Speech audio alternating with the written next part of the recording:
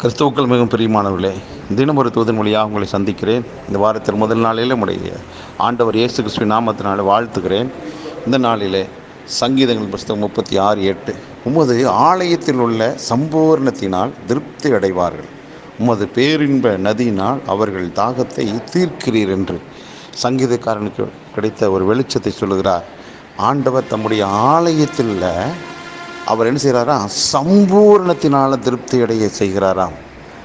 வாரத்தின் முதல் நாளில் பல விதங்களிலே பல காரியங்களை கடந்து போன நாட்களில் நாம் சந்திச்சிருப்போம், செய்திருப்போம். எத்தனையோ விஷயங்களில் எதிர்பார்த்த காரியங்களில் நன்மை கிடைக்கல, வெற்றி கிடைக்கல, எதிர்பார்த்த விஷயத்தில் ஆசீர்வாதங்கள் வரல, கைகூடி வரல. இப்படி எத்தனையோ விதமான புலம்பல்கள் இருக்கலாம், எத்தனையோ விதமான கேள்விகளோடு இருக்கலாம். இன்றைக்கி ஆண்டவர் கொடுக்குற நல்ல வார்த்தை என்னென்னா, ஆலயத்தில் உள்ள சம்பூரணம் அப்படின்னு.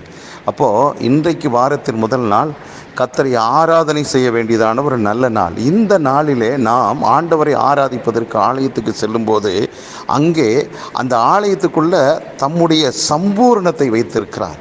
பரிசுத்த ஆவியானவர் அங்கே அசைவாடுகிறார். அவர் அசைவாட தேவ மகிமை, தேவ பிரசன்னமும், தேவ வார்த்தையும், தேவ வல்லமையும் கட்டவிழ்க்கப்படுகிறது. அநேகருக்கு தெய்வீக சுகம் அதில் கிடைக்கும், அநேகருடைய கேள்விகளுக்கு பதில் கிடைக்கும், அநேகருக்குள்ள பக்தி விருத்தி உண்டாகும். எத்தனையோ விதமான ஆவிக்குரிய, அதே போல் உலகத்துக்குரியதான பல ஆசீர்வாதங்கள் ஆண்டவருடைய கிருபையினால் அந்த ஆலயத்தில் நமக்கு அப்படிப்பட்ட சம்பூரணத்தை கர்த்தர் தாமே கொடுத்து நடத்த போகிறார். ஆகவே நீங்களும் நானும் எதிர்பார்த்திராத ஆசீர்வாதங்கள் எல்லாம் இந்த நாளிலே கட்டவிழ்க்கப்படும். ஆகவே இதை ஒரு நாளும் ஒருவரும் இழந்து போகாதபடிக்கு ஆலயத்துக்கு செல்லுங்கள், குடும்பமாக செல்லுங்கள், தனியாக குழுவாக செல்லுங்கள். செல்லும்போது சந்தோஷமாய் செல்லுங்கள், மகிழ்ச்சியோடு போங்க, விசுவாசத்தோடு போங்க.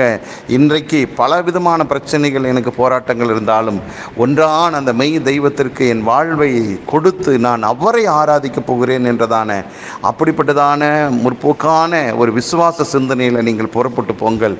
நீங்கள் திரும்பி வரும்போது சம்பூரணத்தினால்தான் திருப்தியாக்கப்பட்டவர்களாய் வருவீர்கள். அதில் அந்த ஆலயத்தில் அவருடைய பேரின்ப நதி ஓடுகிறதாம். ஆகவே அந்த பேரின்ப நதியின் மூலமாக வரக்கூடியதான அந்த தண்ணீர், அதில் உங்களுடைய தாகம் தீர்க்கப்படும். எந்த குறிப்பிட்ட காரியத்துக்காக தாகம் தீர்க்க முடியாதபடி பலவிதமான கவலையோடு இருக்கிறீங்களா? இன்றைக்கு உங்கள் தாகம் தீர்க்கப்படும். அவருடைய அந்த பேரின்ப நதியினால் உங்களுடைய தாகம் தீர்க்கப்படும். ஆகவே எந்த சூழ்நிலையிலும் இந்த நாளை நீங்கள் வேற ஒரு காரியத்துக்கு முக்கியத்துவம் கொடுத்து கர்த்தர் கொடுக்கிற அந்த சம்பூரணத்தை நீங்கள் இழந்து போகாமல் ஆண்டவரை ஆராதிப்பதற்கு உங்களுக்கென்று கொடுக்கப்பட்டிருக்கிறதான திருச்சபையை நோக்கி செல்லுங்கள்.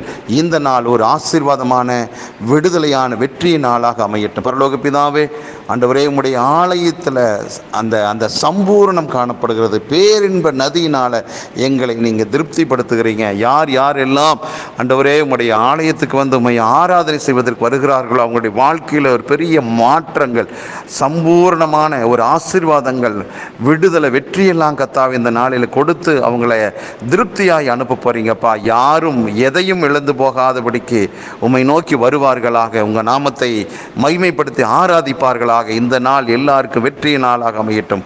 இயேசு கிறிஸ்துவின் நாமத்தை ஜெபிக்கிற நல்ல பிதாவே, ஆமென்.